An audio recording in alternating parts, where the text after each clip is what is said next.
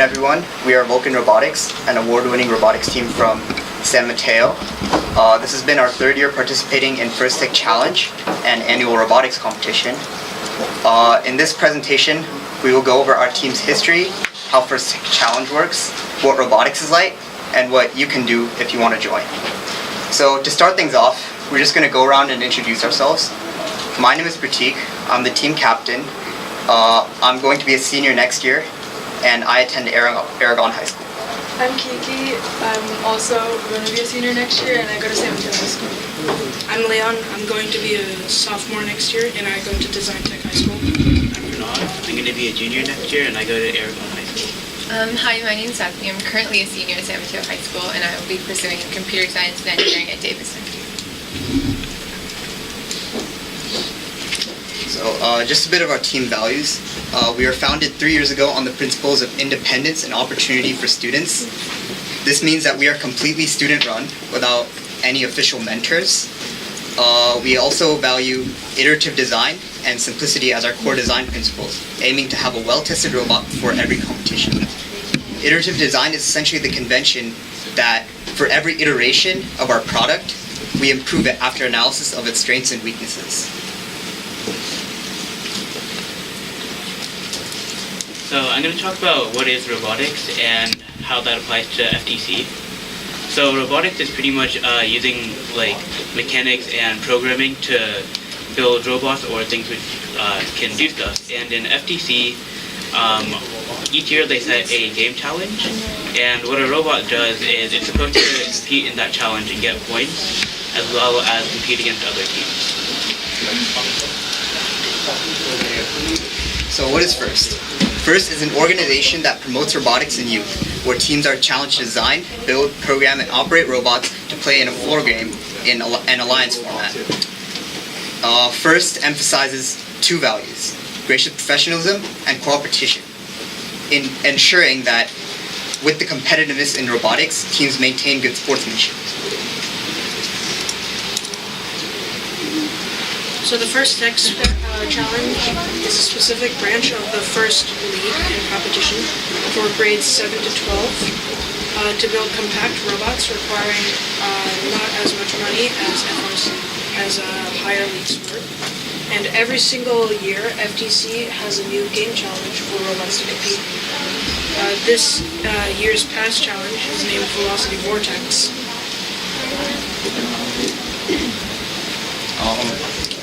This video will just give an overview of the challenge and some rules. A team consists of 2 driver operators, a coach, and a robot. The robot must be built from materials specified in the game manual and fit within an 18-inch sizing cube. After the match starts, the robot may expand. Each match is played with 4 randomly selected teams, 2 per alliance. Your alliance partner for one match may be your opponent in another. The game is played on a 12-foot square playing field with a foam tile floor and 1-foot-high walls. At opposite corners of the field are 2 corner vortices, red and blue.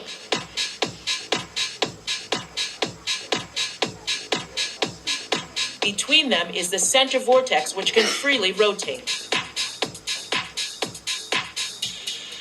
4 beacons are mounted on top of the field walls.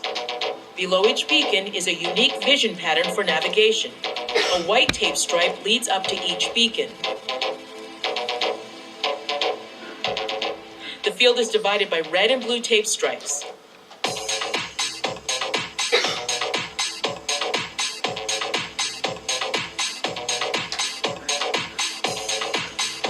The Velocity Vortex game includes particles that are 3.75 inches in diameter. There are also 2 cap balls 21-inch in diameter. The cap balls are placed in the center vortex assembly. Teams place their robots on the field, touching the wall in front of their alliance stations. They may preload 1 or 2 particles, up to 3 per alliance.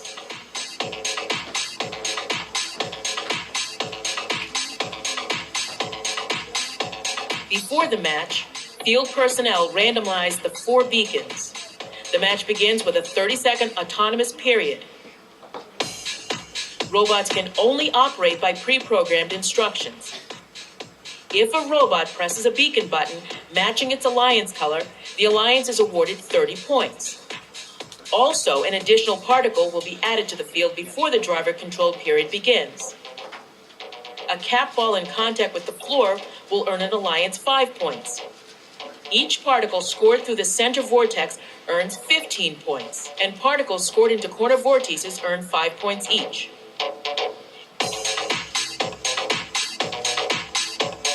At the end of the autonomous period, if a robot is parked partially on the center vortex base or corner vortex ramp, that alliance is awarded 5 points each. If a robot can park fully on the center vortex base or corner vortex ramp, the alliance is awarded 10 points each.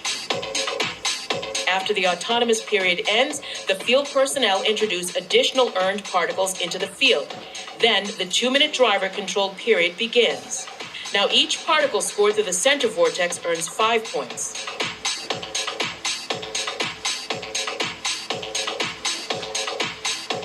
Particles scored into corner vortexes earned 1 point each. During the driver-controlled period, alliances may capture or recapture a beacon. Whichever color is lit up at the end of that match earns that alliance 10 points. The last 30 seconds of the driver-controlled period is the end game. During this time, robots may lift the cap balls to earn extra points. If your robot is holding a cap ball off the playing field floor at the end of the match, your alliance is awarded 10 points. But if your robot can lift it above the center vortex crossbar, your alliance earns 20 points. And if a center vortex is capped, that alliance gets 40 points. The game manual also lists various penalties to help ensure fair gameplay. For example, robots may not descore a capped ball. A robot may not extend above 29 inches before the end game. A robot may not damage the playing field. A robot may not pin another robot. This has been a brief summary of the Velocity Vortex game and does not include the latest updates.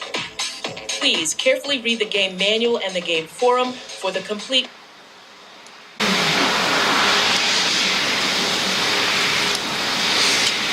So, for the autonomous objectives, you can load 1 to 2 particles per robot to be shot into either the corner or center vortex.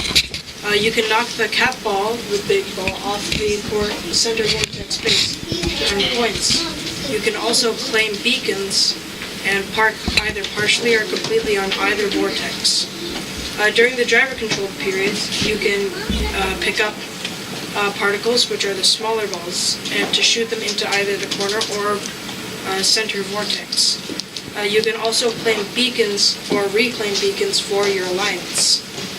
During the end game, you can lift the cap ball off the floor above the center vortex or shoot it into the center vortex to earn points. So there are various levels for competitions in First Tech Challenge. The lowest one is the qualifying competition, and each team can go to up to 3, and there are around 15 to 30 teams, and you have to win either the Inspire Award or the winning alliance to move to the regional competition, where there are 40 to 50 teams. And for our region, you would go to NorCal Championships, and only 7 to 9 teams from that regional championship or competition move to the super regional competition, and our region would be the West, and so then there are 4 regional competitions, and then 30 to 34 teams advance from that to Worlds, and there are actually 2 Worlds now, one in St. Louis and one in Houston, and then that's the last and the biggest competition. So just to kind of give you a context, all the things that we've said for this challenge won't be true for next year's challenge. So for all of you that are wanting to apply, we'll have a completely different challenge and we'll have a different video and a different robot entirely. For our team, we're a community team. We started off in 2014 with 5 seniors from Aragon High School who wanted to create a team that really allowed the whole community to pursue their passion for robotics. We all come from different high schools. We don't have any mentors, and we are purely student run, which makes us really special because a lot of our competitors have a lot of funding from different schools, and they have these like super skilled mentors that kind of help them with their robot, but we do everything ourselves, from sponsorships to building to just things like this even. So 2014 was our first year. The challenge was Cascade Effect. It was our rookie year. We weren't very good. We weren't very prepared. I think if any of you apply to be in our team and do get accepted, you'll realize that robotics is much more than just building a robot. You have to work on sponsorships and outreach and just like reaching out to other people and competitors. And because of that, we weren't very prepared, and thus we only got to the Northern California Championships that year, which we didn't do that well in. But our second year, we recruited 4 more members, which was me, Pratik, and 2 other people who are not here.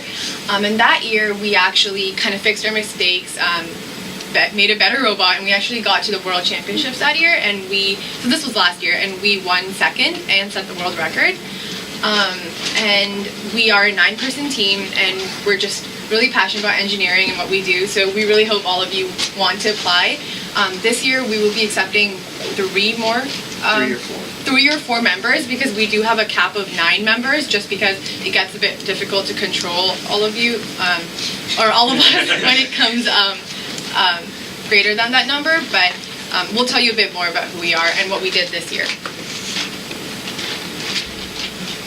So I'm going to talk about what we did this season. So the video which you guys saw previously is what we saw at the kickoff, which was at Jefferson High School. And right after the kickoff, what we do each year is we do this event called Robot in 3 days, where in 3 days after the kickoff, we attempt to build a functional robot which can be used for the competition. And even though we don't always complete this, it's a really helpful experience which teaches like all the new members like how to do robotics and what to do, things which work and don't work. So after that, we went to the Google qualifier, and we ended up, that's how we qualified for the NorCal regionals, through getting the 2nd Inspire Award, and along with that, we also got the Think Award. In our next competition at Daly City, we got the 3rd Motivate Award, and after that, we decided to change our robot to a more defensive robot. And despite not qualifying with the new robot at NorCal Regionals, we still got the 3rd Motivate Award again. So every year, robots vary a lot, but they generally have 4 major components: a chassis, the base of the robot, the intake, the part that picks up the game elements, the lift, and a shooter or a hopper, depending on what the year's game challenge is. The robot that you're going to see in the video was actually from our 2015-2016 season, where we went to the World Championship. This robot had to pick up cubes off the game floor and dump them in a bucket at the top of a ramp.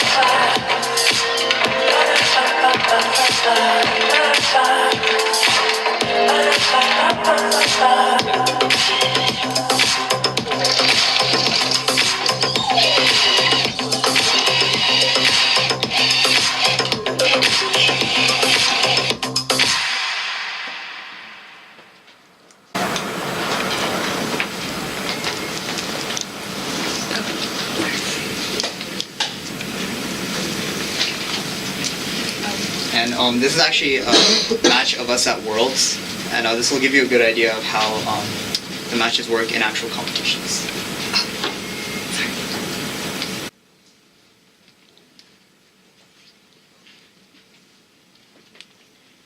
So the entire match is 2 minutes long.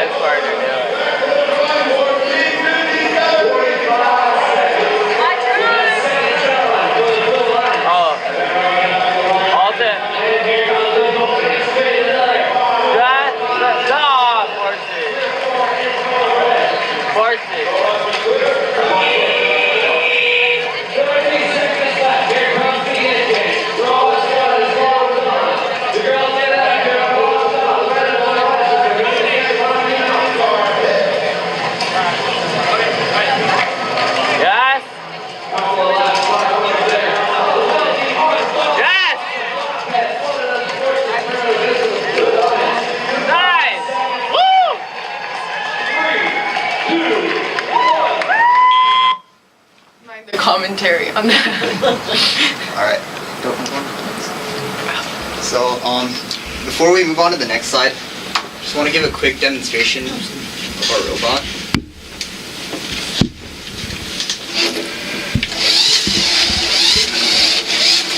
So this is a robot that we'll actually be competing with at the FTC pool. It's going to be at Maker Faire, so if you guys are going there, you should definitely come check us out.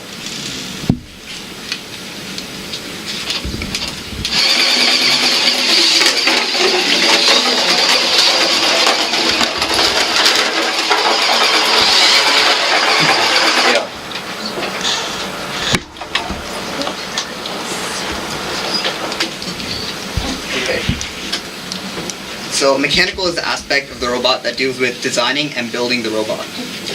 For designing, we first gather as a team and brainstorm some ideas that we have in mind. After that, we prototype one idea with materials such as cardboard, acrylic, or Lexan, and use computer-aided design, or CAD for short, to help with the process. Over here are a couple of pictures that we made with CAD. CAD essentially just helps us work out the dimensions without actually building and testing the idea, making things a lot easier for us. So this picture over here is actually a fully rendered CAD of the robot that you just saw. These two are CADs of potential prototypes, and this is a CAD of the full field that we use to work with the robot's dimensions and see if they work. For building the robot, teams can generally take two approaches. They can build the robot out of primarily kit parts, which is what most FTC teams do, or they build it out of custom parts. So the robot that you saw that in the videos was made primarily from custom parts.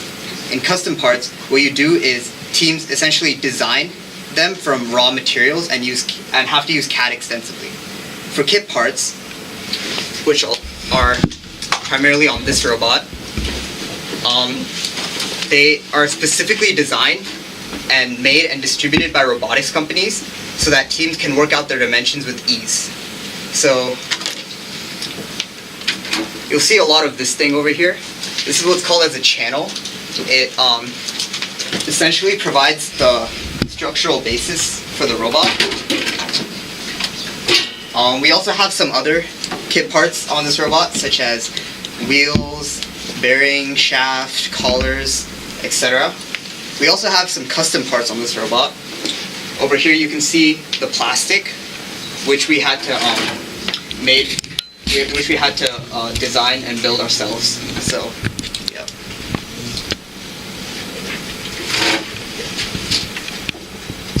Here are some pictures of some designs that we built throughout our team's history.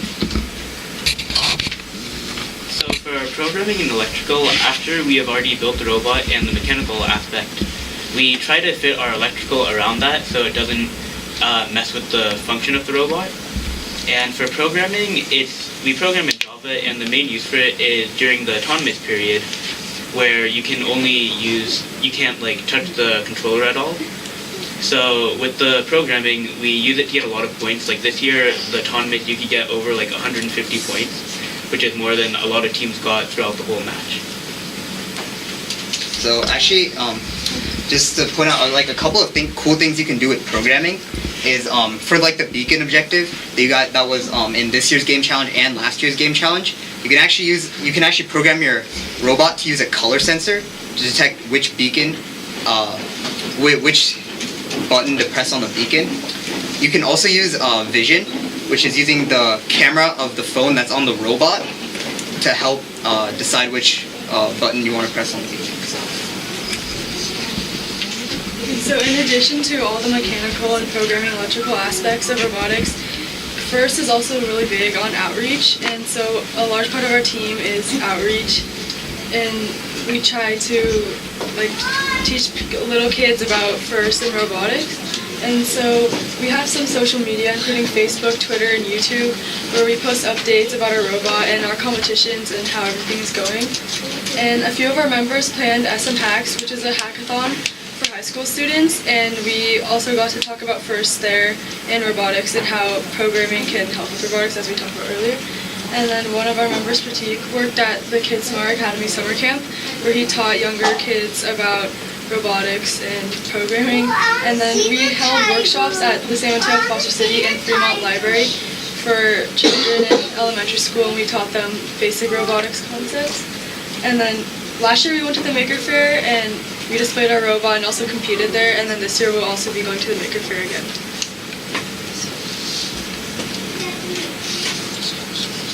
So, as we said earlier, we're a community team, and so we don't have any school sponsors or anything like that. We just get handed to us. So we're a 501c3 nonprofit organization. So the companies that give us money get tax-deductible benefits.